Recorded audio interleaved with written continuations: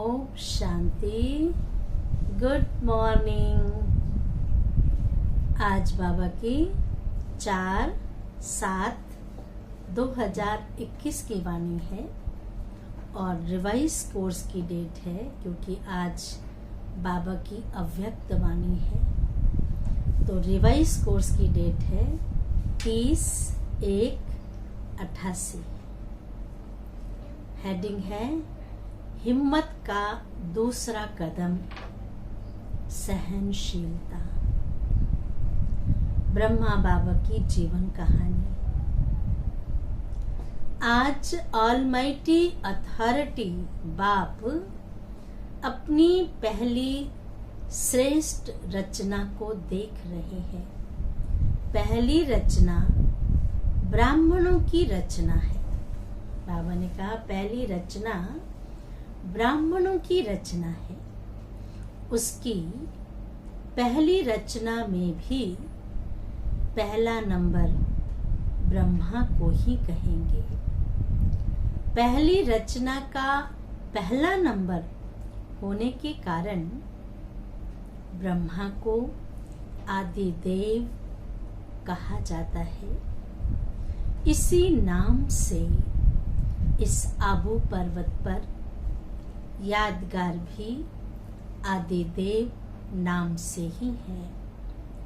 आदि देव अर्थात आदि रचता भी कहा जाता है और साथ साथ आदि देव अर्थात नई सृष्टि के आदि का पहला नंबर देव है। ब्रह्मा बाबा आदि देव और नई सृष्टि का आदि का पहला नंबर देव श्री कृष्ण राजकुमार है। पहले देव आत्मा श्री कृष्ण के रूप में ब्रह्मा ही बनते हैं। लास्ट जन्म ब्रह्मा, फर्स्ट जन्म श्री कृष्ण का। इसलिए नई सृष्टि के आदि का आदि देव कहा जाता है।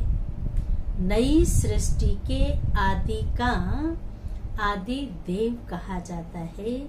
संगम युग में भी आदि रचना का पहला नंबर अर्थात आदि देव कहो व ब्राह्मण आत्माओं के रचता ब्रह्मा कहो, तो संगम पर और सृष्टि के आदि पर दोनों समय के आदि है, इसलिए आदि देव कहा जाता है।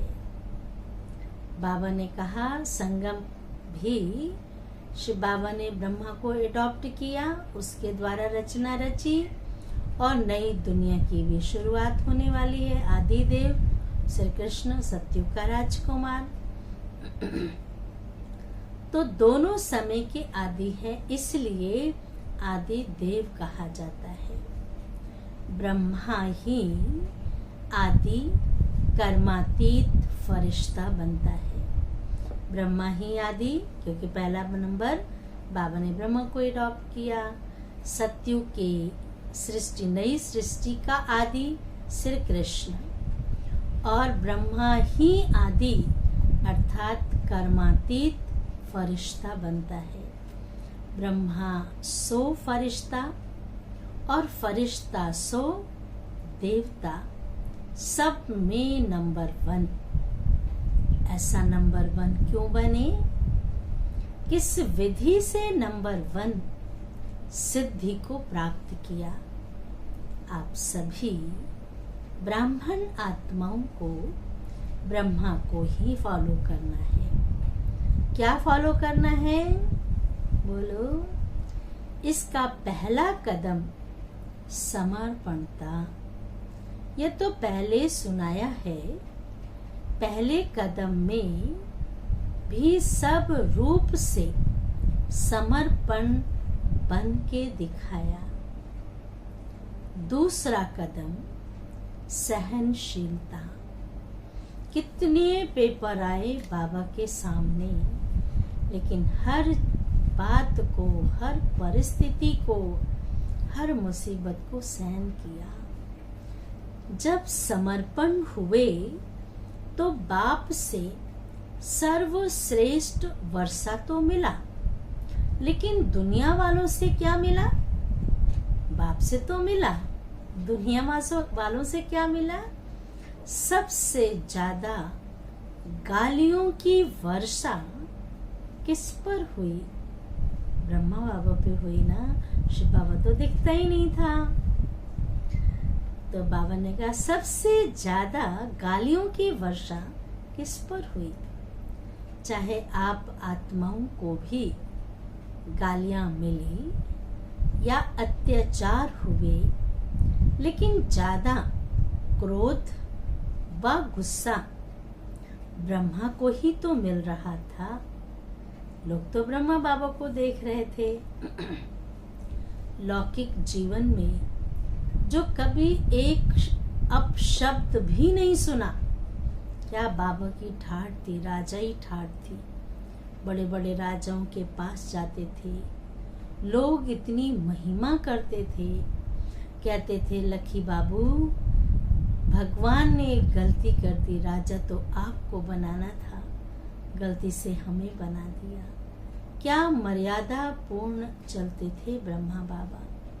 लेकिन बाबा ने कहा अब शब्द भी नहीं सुना, लेकिन ब्रह्मा बना तो अब शब्द सुनने में भी नंबर 1 रहा। सबसे ज्यादा सर्व के स्नेही जीवन व्यतीत की, लेकिन जितना ही लौकिक जीवन में सर्व के स्नेही रहे, उतना ही अलौकिक जीवन में सर्व के दुश्मन बने। लोग नफरत करने लग गए थे। नया ज्ञान था ना, सत्य ज्ञान था। सत्य जल्दी स्वीकार नहीं होता है सबको। बच्चों के ऊपर अत्याचार हुआ तो स्वतः ही इनडायरेक्ट बाप के ऊपर अत्याचार हुए, लेकिन सहनशीलता के गुण से व सहनशीलता की धारणा से मुस्कुराते रहे, कभी मुरझाए नहीं। कोई प्रशंसा करे और मुस्कुराए, इसको सहनशीलता नहीं कहते।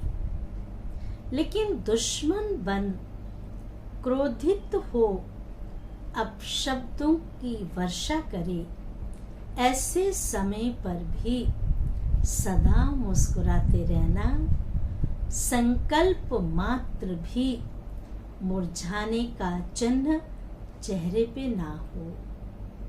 इसको कहा जाता है सहनशील। दुश्मन आत्मा को भी रहम दिल भावना से देखना, बोलना, संपर्क में आना, देखना, बोलना, संपर्क में आना, इसको कहते हैं सहनशीलता। स्थापना के कार्य में, सेवा के कार्य में कभी छोटे कभी बड़े तूफान आए। जैसे यादगार शास्त्रों में महावीर हनुमान के लिए दिखाते हैं कि इतना बड़ा पहाड़ भी हथेली पर एक गेंद के समान ले आया। संजीवनी बूटी लाना था ना, जब लक्ष्मण जी मूर्छित हो गए थे, तो हनुमान जी को पता नहीं चला कौन सा है, तो संजीवनी बूटी का पहाड़ ही उठा के ले आए। तो बाबा ने कहा गेंद के समान ले आया। ऐसे कितनी भी बड़ी पहाड़ समान समस्या हो, तूफान हो, विघ्न हो, लेकिन पहाड़ अर्थात बड़ी बात को छोटा सा खिलौना बनाए, खेल की रीति से सदा पार किया। वह बड़ी भारी बात को सदा हल्का बनाए, स्वयं भी हल्के रहे और दूसरों को भी हल्का बनाया। कितनी भी बड़ी बात हो। बाबा कहते थे नहीं बच्चे, ऐसा कुछ भी नहीं है।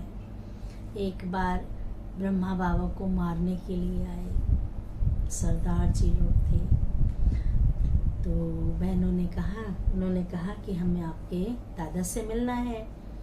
तो बाबा ने कहा हाँ बच्चे ले आओ, बुलाओ। तो जब वो आए तो उनके पास तो हथियार था, बाबा को मारना था। तो जैसे ही उन्होंने बाबा को देखा, उनको गुरु नानक देव नजर आए। तो बाबा ने कहा कि, और वो तो नाचने लग गए। तो बाबा ने कहा ले लो बच्चों, ये लो टोली, टोली अर्थात प्रसाद, ये लो टोली, अब ना लगेगी माया की गोली। ऐसे करती, और वो नाच नाच के प्रसाद खा के चले गए। तो बाबा ने भी कहा कि विघ्नों को, समस्या को, बाबा ने कहा लेकिन पहाड़ को गेंद बनाया, विस्तार को सार मिलाया, यह है सहनशीलता। विघ्नों को, समस्या को अपने मन में व दूसरों के आगे विस्तार करना अर्थात पहाड़ बनाना। आप एक बात को जितने बार वर्णन करेंगे, जितने लोगों को सुनाएंगे, वो बात बड़ी होती जाएगी। बात हुई, फुल स्टॉप लगा दो, बिंदी लगाओ, खत्म। जितना बात को बढ़ाएंगे उतनी तो बढ़ेगी ना। तो बाबा ने कहा पहाड़ बनाना, लेकिन विस्तार में ना जाए, नथिंग न्यू के फुल स्टॉप से बिंदी लगाए, बिंदी बन आगे बढ़े। इसको कहते हैं विस्तार को सार में लाना। सहनशील श्रेष्ठ आत्मा सदा ज्ञान योग के सार में स्थित हो। ज्ञान योग के सार में स्थित हो, विस्तार को, समस्या को, विघ्नों को भी सार में ले आती है। जैसे ब्रह्मा बाप ने किया, जैसे लंबा रास्ता पार करने में समय, शक्तियां समाप्त हो जाती हैं, अर्थात ज्यादा यूज होती हैं, ऐसे विस्तार है लंबा रास्ता पार करना। समय भी जाता है, शक्तियां भी लग जाती हैं और खाली खाली रह जाते हैं। और सार है शॉर्टकट रास्ता पार करना। पार दोनों ही करते हैं, एक लंबे रास्ते से, जैसे कार्तिक और गणेश जी का दिखाते हैं, माता पिता को चक्कर लगा लिए, 4 धाम की यात्रा पूरी हो गई। कई बात शॉर्ट में भी की जाती है और कई बातों को इतना विस्तार करते हैं, समय और एनर्जी दोनों वेस्ट जाती है।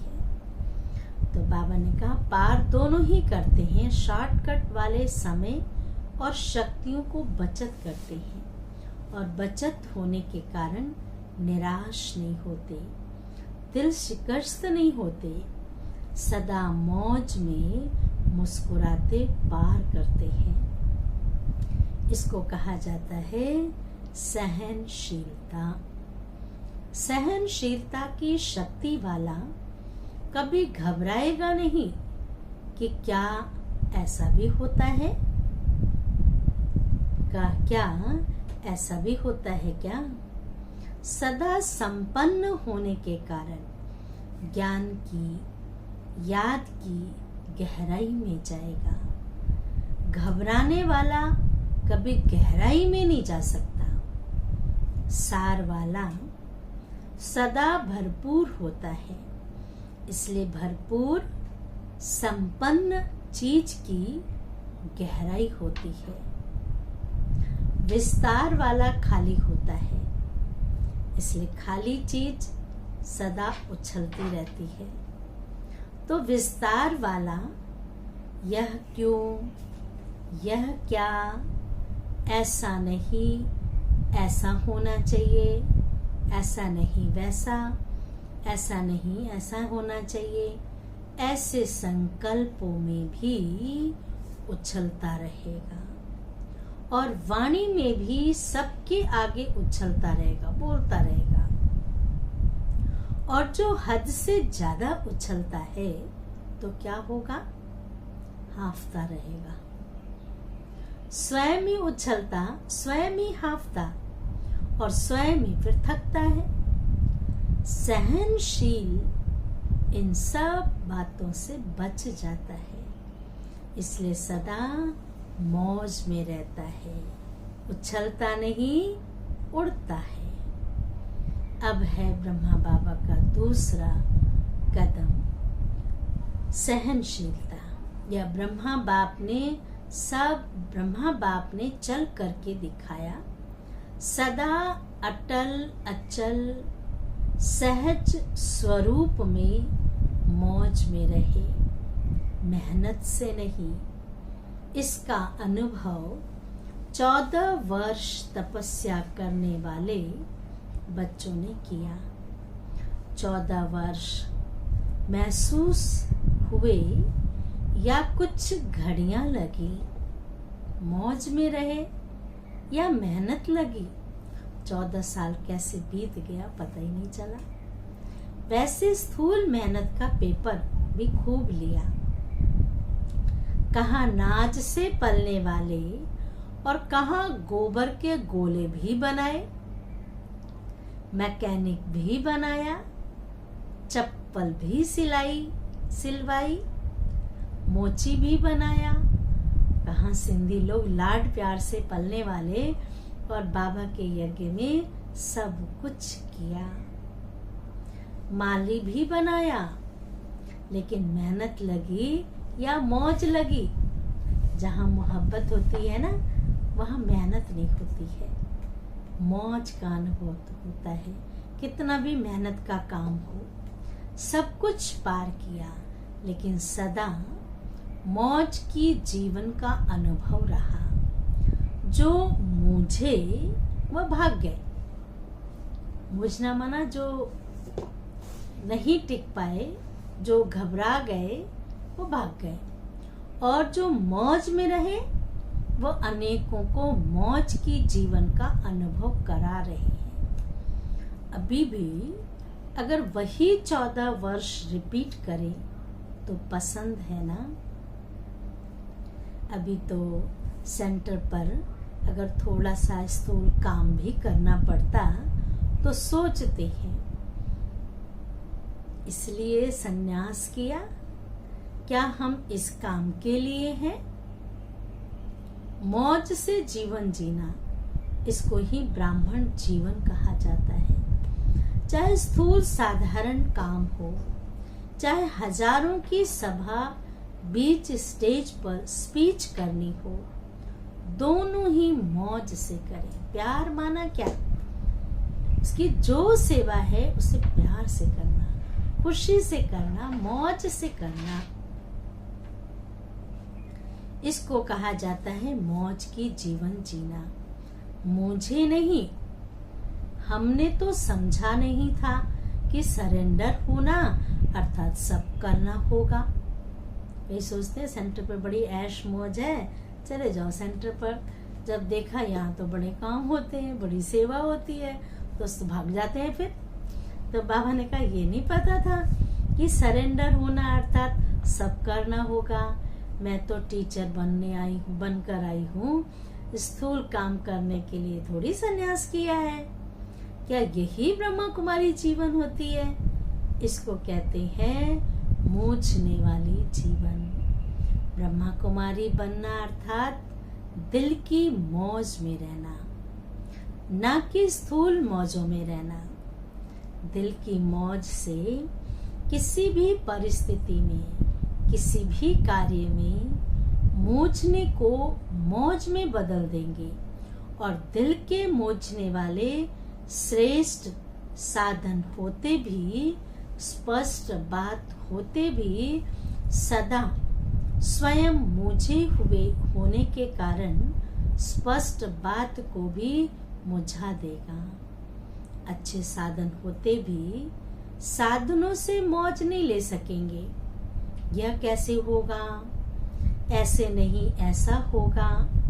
इसमें खुद भी मुझेगा, दूसरों को भी मुझा देगा।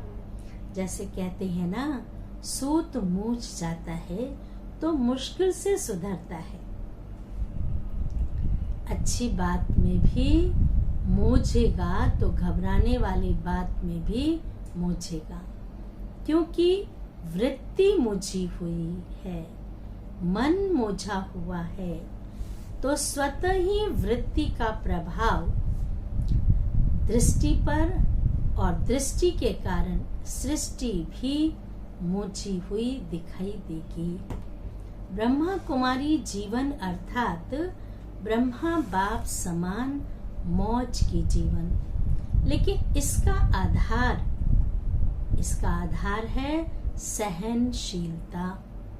तो सहनशीलता की इतनी विशेषता है, इसी विशेषता के कारण ब्रह्मा बाप सदा अटल अचल रहे। 2 प्रकार की सहनशीलता के पेपर सुनाए। पहला पेपर लोगों द्वारा अपशब्द व अत्याचार, दूसरा यज्ञ की स्थापना में भिन्न भिन्न आए हुए विघ्न, और तीसरा कई ब्राह्मण बच्चों द्वारा भी ट्रेटर होना व छोटी मोटी बातों में असंतुष्टता का सामना करना। लेकिन इसमें सदा असंतुष्ट को संतुष्ट करने की भावना से परवश समझ, सदा कल्याण की भावना से, सहनशीलता की साइलेंस पावर से हर एक को आगे बढ़ाया। सामना करने वालों को भी मधुरता और शुभ भावना, शुभकामना से सहनशीलता का पाठ पढ़ाया। जो आज सामना करता और कल क्षमा मांगता, उनके मुख से भी यही बोल निकलते, बाबा तो बाबा है। इसको कहा जाता है सहनशीलता द्वारा फेल को भी पास बनाए, विघ्न को पास करना। तो दूसरा कदम सुना, किस लिए? कदम पर कदम रखो। इसको कहा जाता है फॉलो फादर, अर्थात बाप समान बनना है, या सिर्फ दूर से देखना है। बहादुर होना, पंजाब महाराष्ट्र दोनों ही बहादुर हो, सब बहादुर हैं। देश विदेश के सभी अपने को महावीर कहते हैं। किसी को भी प्यादा तो मानेगा, किसी को भी प्यादा कहा तो मानेगा। इससे सिद्ध है कि सभी अपने को महावीर समझते हैं। किसी को भी बाबा ने कहा सब महावीर समझते हैं। महावीर अर्थात बाप समान, समझा? अब बाबा याद प्यार दे रहे हैं, देश विदेश के सर्व बाप समान, सदा बुद्धि से समर्पित आत्माओं को, सदा हर परिस्थिति में हर व्यक्ति से सहनशील बनकर, हर घड़ी हर बड़ी बात को छोटा कर सहज पार करने वाले, सदा विस्तार को सार रूप में लाने वाले, सदा ब्राह्मण जीवन, मौज की जीवन जीने वाले, ऐसे बाप समान बनने वाले महावीर श्रेष्ठ आत्माओं को बाप दादा का समान भव की स्नेह संपन्न याद प्यार और नमस्ते। हम रूहानी बच्चों की रूहानी माता पिता बाप दादा को याद प्यार और नमस्ते नमस्ते नमस्ते। वरदान है, बहुत सुंदर वरदान भी है। कंफ्यूज होने के बजाय लूज कनेक्शन को ठीक करने वाले, समस्या मुक्त भव। विस्तार है, कब सभी समस्याओं का मूल कारण कनेक्शन लूज होना। सिर्फ कनेक्शन को ठीक कर दो तो सर्व शक्तियां आपके आगे घूमेंगी। यदि कनेक्शन जोड़ने में 1-2 मिनट लग भी जाते हैं तो हिम्मत हार कर कंफ्यूज नहीं हो जाओ। निश्चय के फाउंडेशन को हिलाओ नहीं, मैं बाबा का, बाबा मेरा, इस आधार से फाउंडेशन को पक्का करो तो समस्या मुक्त बन जाएंगे। स्लोगन है, बीज रूप अवस्था में स्थित रहना। बीज रूप अवस्था में स्थित रहना, यही पुराने संस्कारों को परिवर्तन करने की विधि है। अच्छा, ओम शांति, ओम शांति, ओम शांति।